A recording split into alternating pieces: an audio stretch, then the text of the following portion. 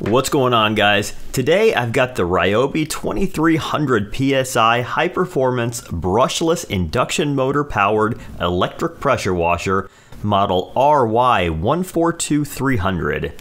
It's near the top end of what you'd expect to pay for a 110 volt powered residential grade unit, currently priced at $279. In this review, I'm going to be paying special attention to this model's value proposition. Specifically, whether or not it's worth a roughly $100 premium over its universal motor-powered competitors. We'll also be doing some basic comparisons with the Greenworks 2000 PSI unit that I reviewed last year and have thus far been very happy with. As per usual, we'll start with an unboxing, get her put together, and then finish out with some performance tests and measurements. Let's get to it. First out is the pre-assembled handle. It appears that, unlike Greenworks products, no accessory holder installation is required. Not exactly a purchase swaying decision, but a nice touch. Also, the tip holder is steel. That's becoming a rarity on consumer level tools with plastic taking over. After that, we've got the stainless steel and brass extension wand, plus the pretty plasticky gun. I'm not sure why all electric pressure washer manufacturers include one that places the hose inlet forward of the trigger. Seems like there wouldn't be any cost advantage to just keeping it mounted below the trigger like you typically see on gas-powered units. Next out is our instruction manual. Single high pressure 15-degree tip, soap, and turbo nozzles. This is followed by the 25-foot braided nylon hose. It's decent, but feels a little stiffer, and the fittings feel a bit flimsier than what you'd find in a Greenworks box. The main unit is the last thing out, and initial impressions are pretty good. It's an attractive unit with a nice satin finish shroud, beefy motor, and stainless steel socket cap bolts holding everything together. Overall, build quality appears more or less the same as competing units from Greenworks. But real quick, before moving on to testing, let's talk about warranties for a minute. Ryobi is quite generous with theirs. They offer a full 3 years for personal use and do not appear to exclude accessories.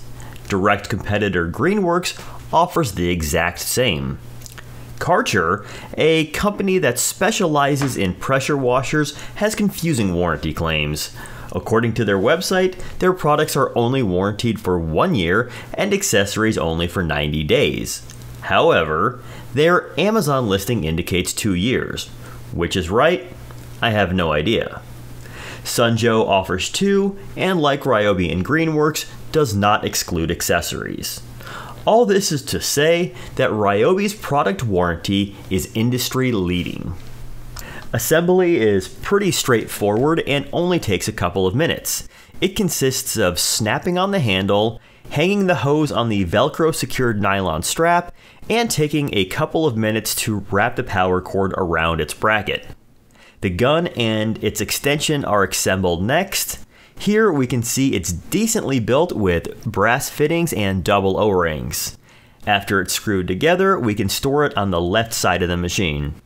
Up top, there are some pre-installed grommets designed to hold various size tips. Included are a 15-degree, a soaper, and a turbo nozzle. I've gone ahead and purchased some aftermarket quick connects for this unit. It's built using industry standard M22 sized fittings. I'm glad Ryobi did this, as many other electric pressure washers, especially cheaper ones, use non-upgradable or replaceable proprietary hardware. I bought this kit from Amazon, and it makes setup or breakdown a ton faster. So doing things like swapping guns during a car wash is quick and effortless. I'll place a link below to the exact set I'm using. It's an affiliate link for which the channel will earn a small commission. Use is greatly appreciated. Now that everything is assembled to the point of completion, we can take a few minutes to just look the unit over. On top, everything is laid out cleanly with what appears to be a waterproof and lighted switch. The pump is bolted directly to the motor with large stainless socket cap screws. Everything appears to be solid cast aluminum. I particularly like the fact that both the hose inlet and high pressure outlet are on the same side. This makes rolling the unit with plumbing attached much easier than fighting hoses that are opposed to one another. After giving it a once over, there was only one thing that concerned me. It's wobbly. Either the bushings are oversized or the axles are too small. Either way, there's lots of play. Because the retention clips are factory pressed on, there is no way to adjust. I guess at this point, we're about ready to fire her up. But first, let's take a moment to purge the lines. It only takes a couple seconds and is complete when all air is cleared. Pulling the trigger for the first time,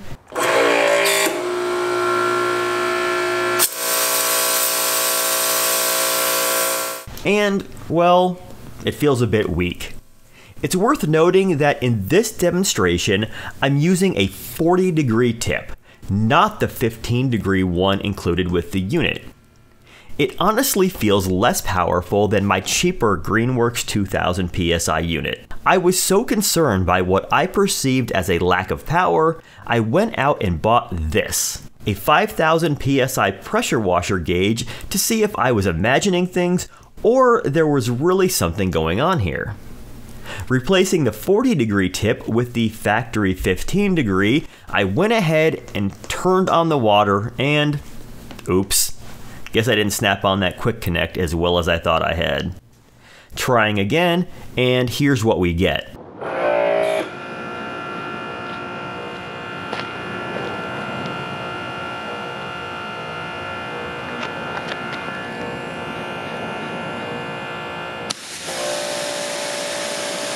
The Ryobi 2300 pressure washer quickly builds to about 2200 PSI at the gun. Pulling the trigger and we see an initial pressure drop before building back to about 2100 PSI while running. Now it's time for a quick changeover to the Greenworks, again rated for just 2000 PSI.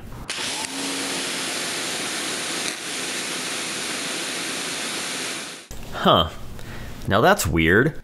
I'm showing 1950 at the gun, clearly indicating that with the 15-degree tip, the Ryobi is besting the Greenworks by 150 PSI. I had to admit, at this point I was scratching my head. Earlier, with the 40-degree tip, it felt weaker, but with the 15-degree, it was more powerful. So let's try the Ryobi with that same 40-degree nozzle.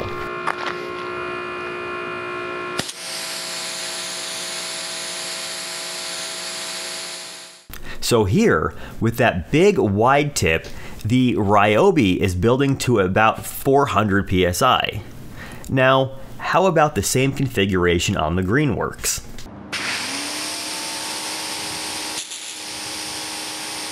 It builds to 500 PSI. I consider these results very interesting. The Ryobi 2300 PSI brushless pressure washer is capable of generating higher pressures. However, this capability deteriorates as flow increases more quickly than the cheaper Greenworks.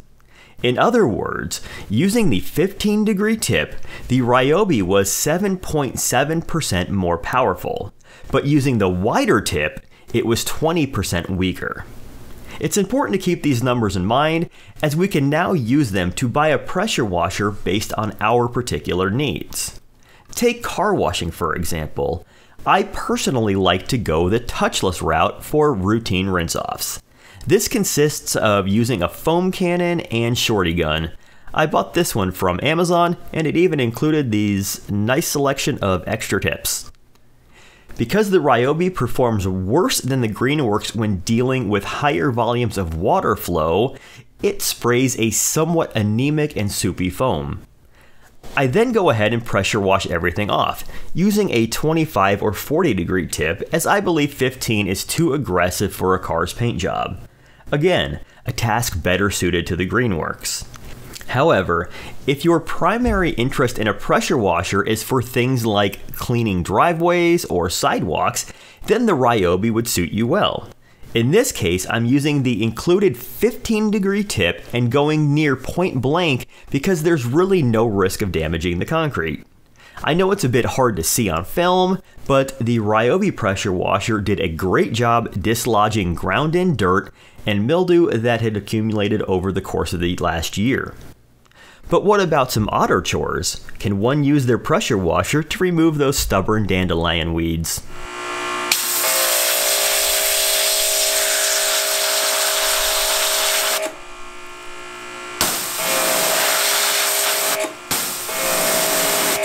Yes you can.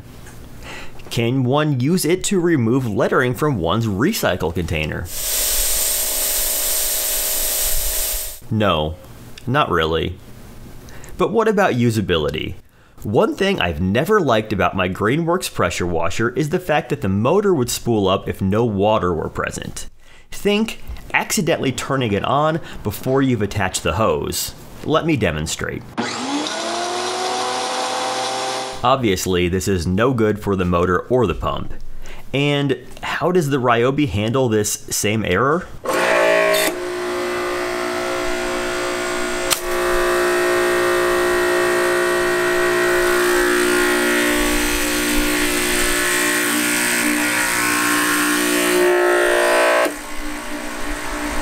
Much better, actually. It doesn't turn off, but it kind of idles down. A very nice feature. As far as power draw goes, we're seeing about 4 amps idle, and while running all out, we're seeing 10.5. So a little bit more power efficient than the Greenworks. Since noise is a big reason that many people purchase an electric pressure washer over a gas one, let's run the Ryobi 2300 PSI unit while the decibel meter is about 4 feet away.